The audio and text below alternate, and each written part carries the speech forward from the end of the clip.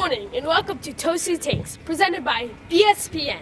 I'm your host, Nate Sarosi. Alongside me are Will McLeod and Cade Cessna.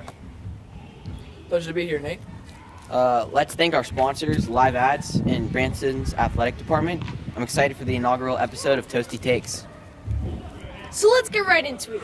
Here on Toasty Takes, we have two analysts who go head-to-head discussing their latest sports topics. They will each have 30 seconds to make an argument, then there'll be an open debate. First question. Tonight is the NBA draft and rumors are swirling. What move will surprise you the most and why?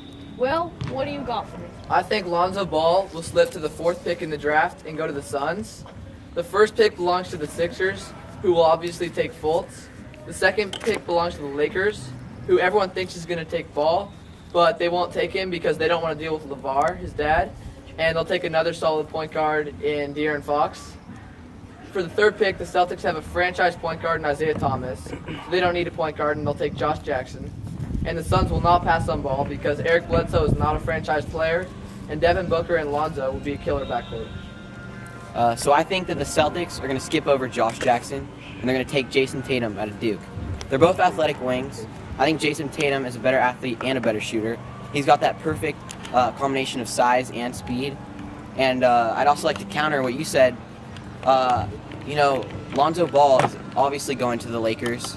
The Lakers want to build their franchise off the point guard position. Well, they could take De'Aaron Fox too. Lonzo Ball is clearly a better point guard than De'Aaron Fox. Why?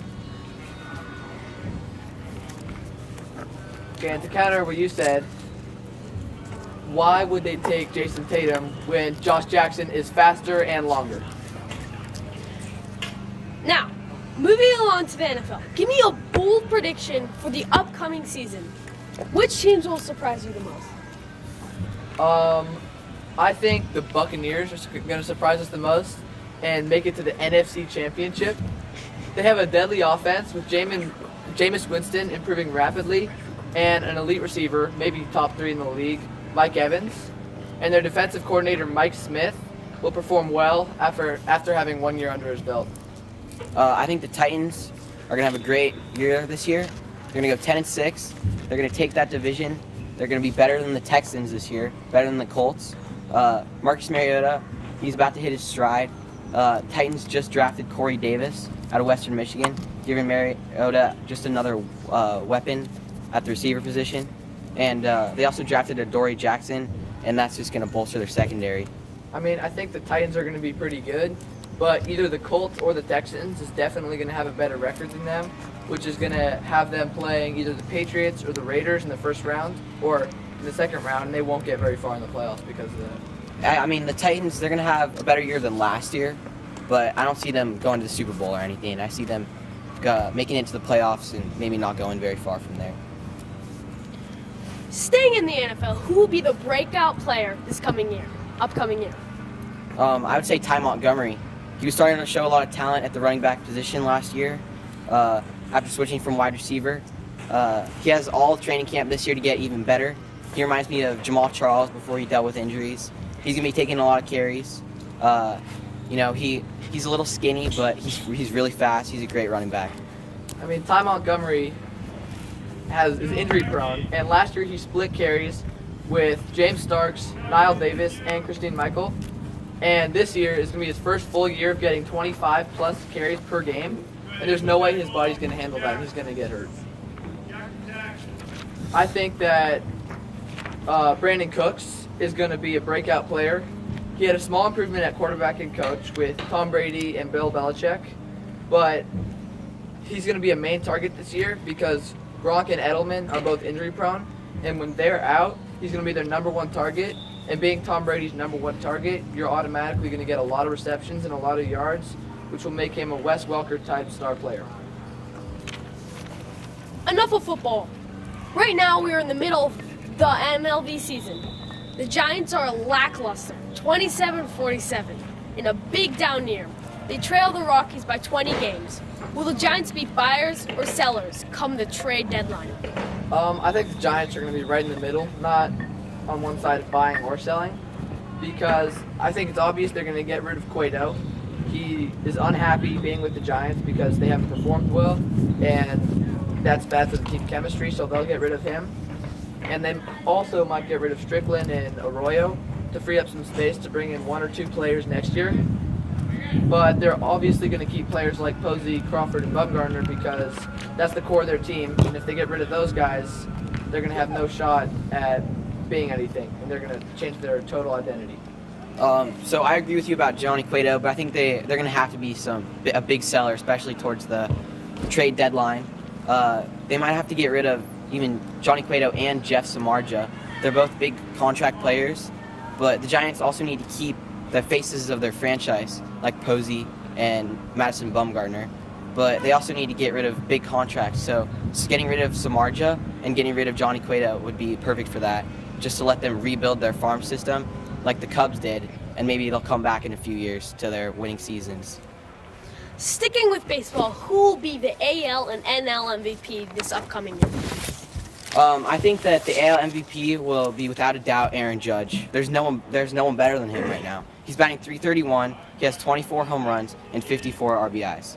He's also leading the league at walks at 6'7", which is very unheard of because at 6'7", he gives such a big strike zone, and that just shows that pitchers are scared to pitch to him, which is an MVP presence. At the National League, I say Bryce Harper. Bryce Harper, he's a great defensive and offensive player. However, he's not leading the league in any stats, but I see him going up for the rest of the season and finishing very strong and winning that MVP for the National League. I agree that Aaron Judge will win the AL MVP because there's no way anyone's going to stop him or surpass what he's done this year. But the NL MVP, you need stats to be an MVP. You can't just be an MVP because you're likable. So the NL MVP is going to be Nolan Arenado.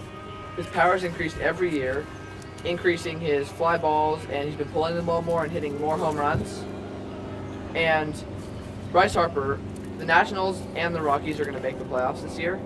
And at the end of the year, Bryce Harper is such a valuable player that he's going to get some rest, which will give Arenado a chance to step above him at the end of the year.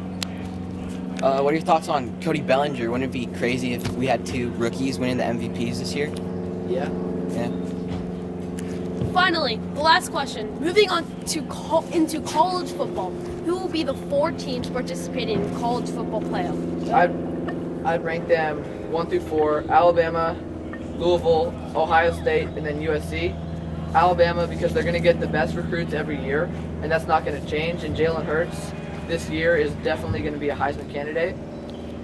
Louisville because Lamar Jackson easily could have gone to the NFL last year, but the reason he didn't is because he's dedicated and he really wants to win a championship this year. The Ohio State defense will be very strong this year because they picked up the number 1 cornerback and offensive outside linebacker recruits this year. And lastly, USC will have Sam Darnold in his second year after having a strong first year, winning Rose Bowl Offensive MVP and Pac-12 Offensive Freshman of the Year. And he will improve rapidly and be a star this year. Okay, so first I have Alabama at number 1. They're very consistent at making the college football playoff. They've been great. They have probably the best coach in Nick Saban, and I just don't see them being stopped this year. At number 2, I have Michigan. Michigan's been improving a lot lately since they got Jim Harbaugh. And Jim Harbaugh, when he first moved to Michigan, he got his own recruits. And before he was having to coach players from the old coach, and now that he has his recruits, it's going to be more custom to his play style. And Michigan, I don't see them losing that much with that team. And at number 3, I have Clemson.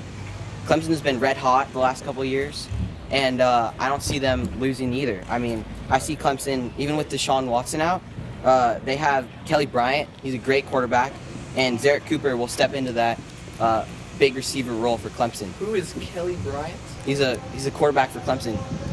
He's a great quarterback. Okay, and so at number 4, I have Oregon. You know, they didn't have a great year last year, but in the past they've been great. They got a new coach though, Willie Taggart, and at defensive coordinator from Colorado, they got a new defensive coordinator, Jim Leavitt, and we saw Colorado have a great year last year, much better than they had in the past, especially defensively. They were stopping teams like Washington, who had a great year. And now Oregon will improve on defense, especially with those recruits, Jordan Scott and Thomas Graham. Really going to improve defense at Oregon because they struggled at defense last year, and that's going to bring them to the college football playoff. And then, of course, Royce Freeman, he's going to be a senior at Oregon, the running back. He was probably the star of the offense last year, and he's going to be even better this year. He's a great leader for Oregon, too. So, Oregon number 4. Thank you again for watching in on Toasty Takes, brought to you by Live Ads, BSBN, and the generous support of the Branson Athletic Department. Go Bulls! Yeah, a little more.